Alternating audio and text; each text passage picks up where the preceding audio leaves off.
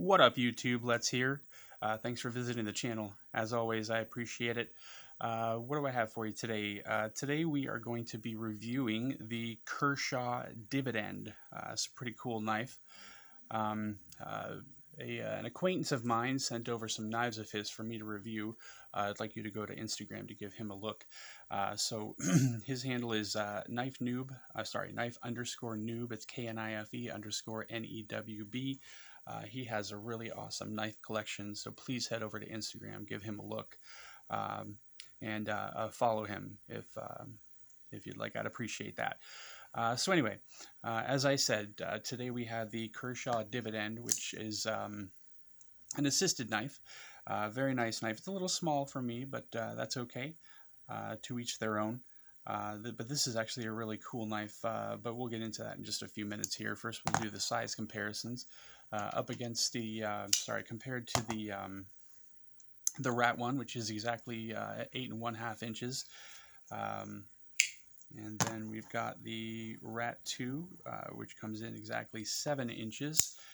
You can see that this guy is smaller than the Rat 1 and just about the same size as the Rat 2, just a hair longer, I'd say. Then up against, compared to the AD20S, which comes in at 8.25 inches, and the AD20.5, which comes in at 7 1/2 inches. You can see it's a little bit shorter than the AD20.5, definitely shorter than the AD20S. And a couple other knives that I've got here. This is the Vero Axon, which comes in exactly 8 inches, and the Vero Neuron, which is just over 6 inches, 6.25 inches.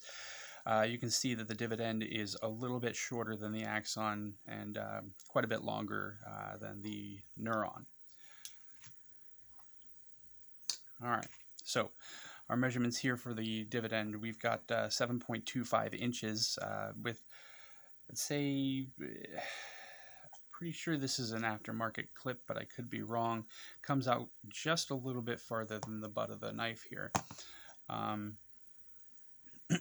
You have a almost 3.25 inch cutting edge, and about the same for the blade length. This blade here, actually really cool. This is a composite blade. So this top part here is N690, and the bottom part is CPM D2. So that's two different blade steels in this blade here, which is really, really neat.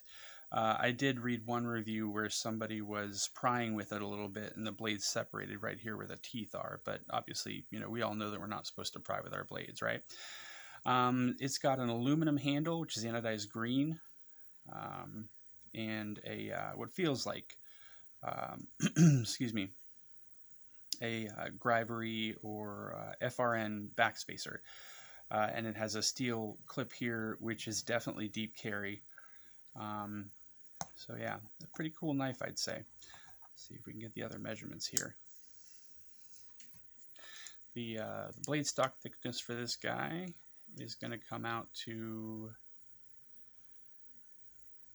89 thousandths. Wow, that's pretty thin. Yeah, 89 thousandths for that blade stock thickness, which is really neat. And I know this knife is very, very light. Let's see here. Zero it out. And that comes in at 2.9 ounces, which is, wow, that's ultra lightweight. Yeah, 2.9 ounces. That's crazy. Now, it does have some skeletonized liners on the inside here, it looks like. Oh, nope, I'm sorry. They are not skeletonized. And this guy actually runs on phosphor bronze washers because it is an assisted knife. That makes it a little bit easier to run on. Very, very, very, very thin profile. Let's take a look at the PM2 here. So yeah, you can see that is quite a bit thinner than the PM2.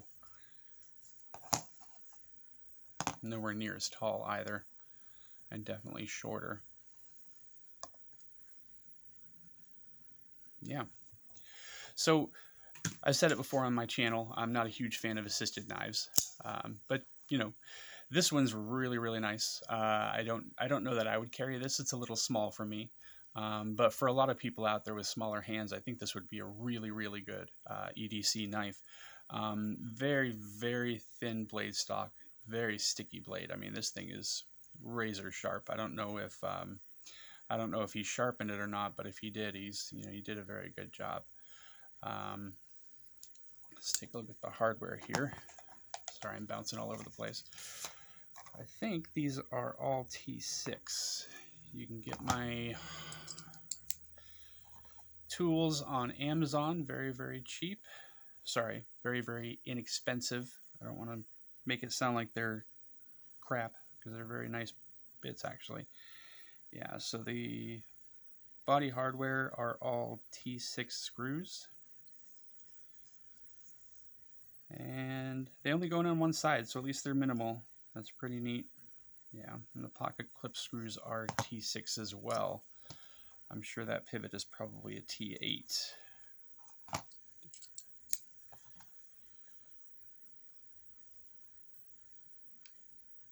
Yeah, the pivot's a T8.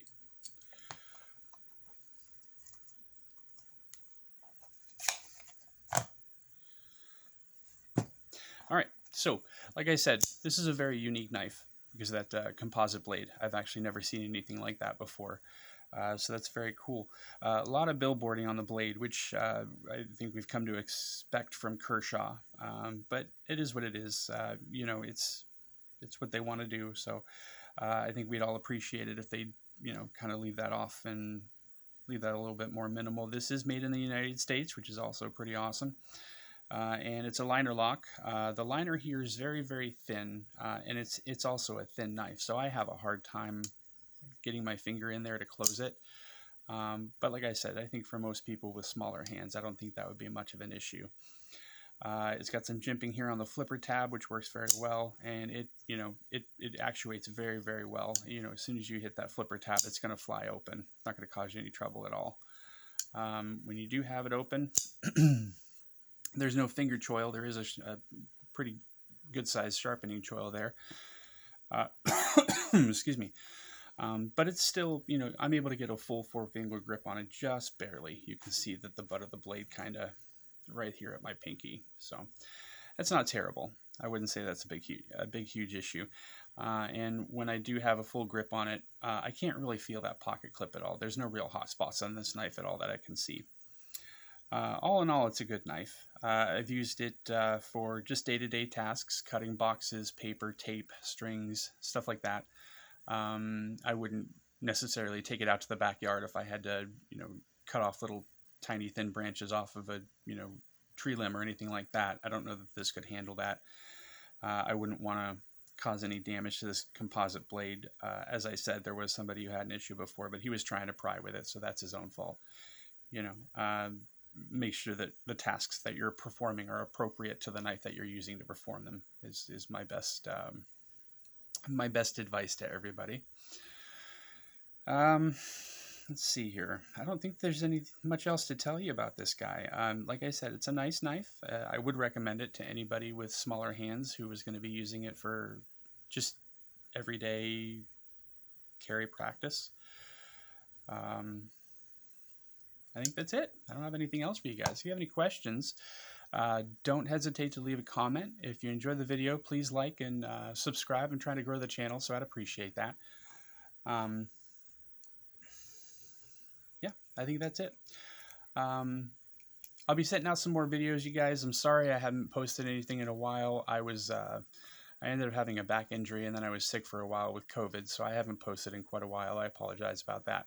But I will be putting out some more content here shortly. Again, if you guys enjoy the content, please like and subscribe. Enter any comments, good or bad, I can take it.